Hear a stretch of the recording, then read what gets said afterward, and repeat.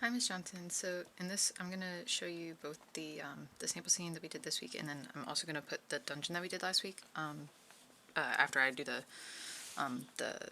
sample scene part. So this is kind of what I've got. I've got these buildings and all these lanterns between. This is kind of my outdoor space.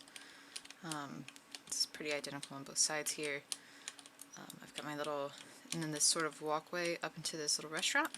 So, little restaurant, thought it was kind of cute. As for spatial relationship, when I was making it, I was thinking like that it would be adjacent spaces, but once I actually had it built, I kind of realized that I've sort of created this like space between spaces, because I've kind of got this like defined outside chunk and then this super defined inside chunk, but then it almost makes this like another defined area here that that is like the little walkway into the little restaurant.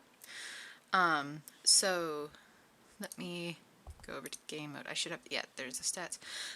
So here are the decals working. My thought process behind this is I thought it would be kind of cute to be this like cherry blossom monster type thing going into the restaurant. I do have some post-processing.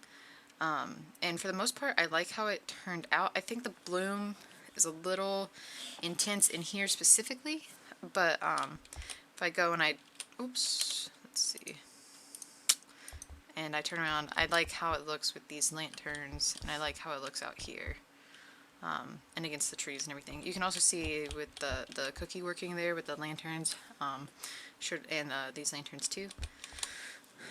Okay, and then here's my lighting, here's my baked maps. I don't know why I did so many. I feel like I used the same numbers as normal, but I guess I just made so many. And the occlusion, that's a little bit harder to show. I did do an occlusion map, so I think the best way to do this would be for me to maybe, I think I can do visualization, and you can see that all of the stuff where the player isn't looking, so like this is where the player is looking for reference, and then if I move the player around, you can see the things coming in and out of the occlusion. So if I hop back over into game mode, all of the things are there, just that sort of thing. That's kind of just the occlusion working there. That's the best way I can think of to show you.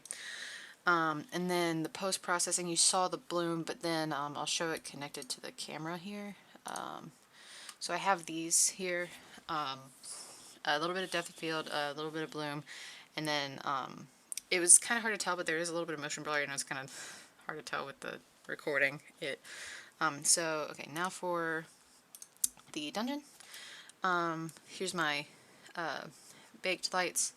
I also had audio in the other. I don't know why it didn't really play, but I did have audio. There's audio in this as well that should play. Yeah. Ooh, that's loud.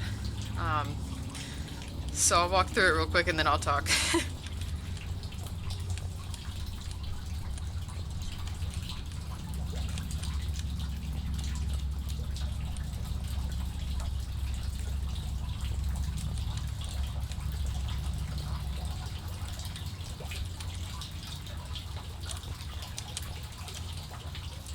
Okay, yeah. So I made the archways, I made the sconces, and made them into prefabs with the lights in them.